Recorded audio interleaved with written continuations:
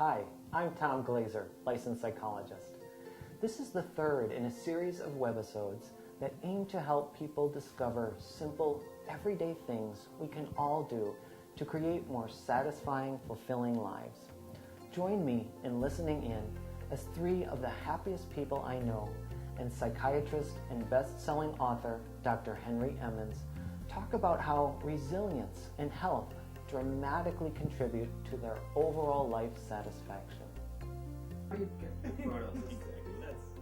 My mom was a single mom twice. She was married twice and 4 children from one husband and 3 from another. And we all lived together, so we were brothers and sisters, even though we were half brothers and sisters. And she raised 7 kids on welfare. It was, single mom, 7 kids. And it was pretty hard existence. Yeah. And that's just the beginning of it. When I was 13, she passed away.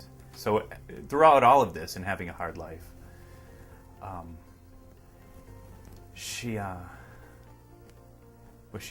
found her on the kitchen floor. It was Christmas vacation in 1980.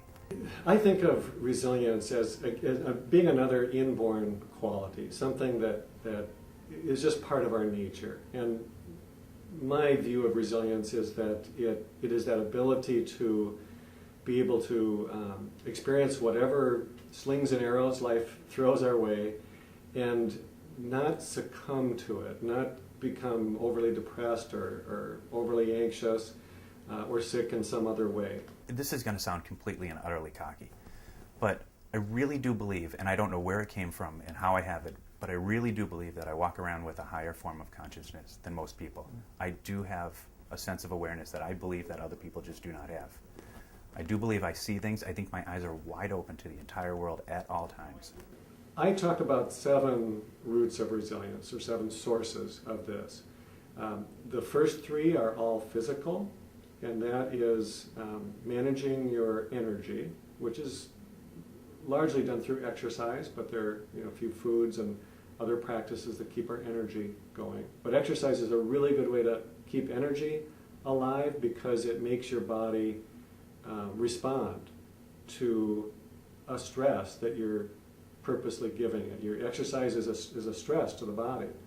And then each of the cells have to respond to that stress, and they do so by getting better at making energy. It is what I do. And ask anyone. They'll tell you. He's on a bike. If he's not here, gone biking.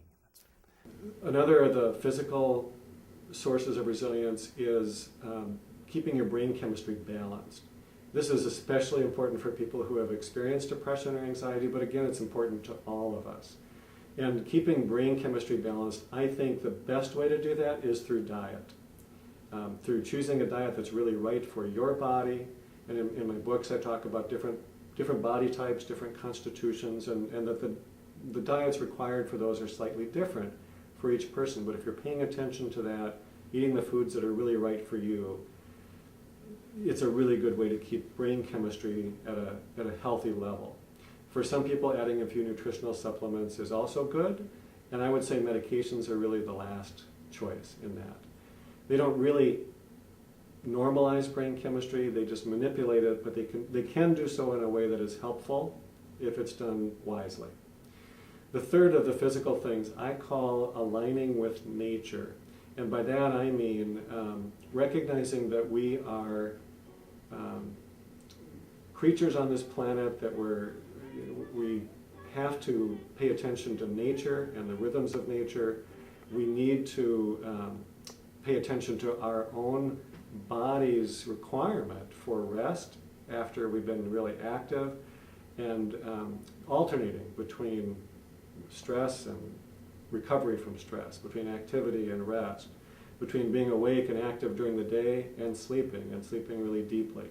So for most people, sleep is the most obvious of these that really could require some attention.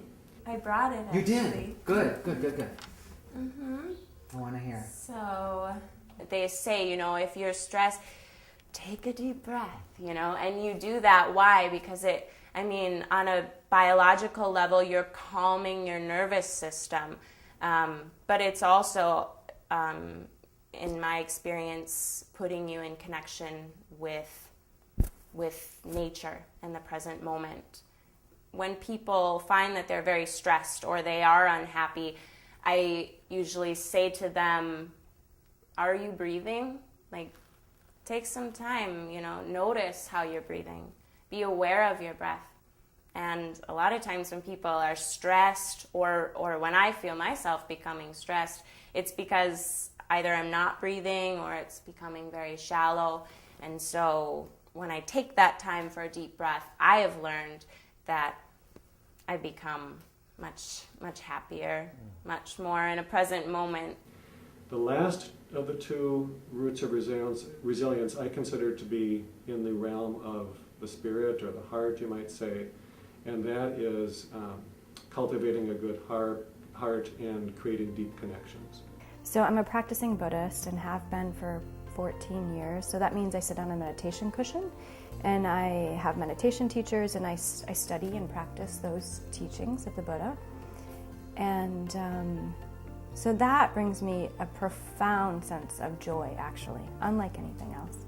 So those teachings basically say, you are intrinsically well, you are intrinsically healthy, and you're intrinsically sane. Okay, so that's another formula for happiness, right?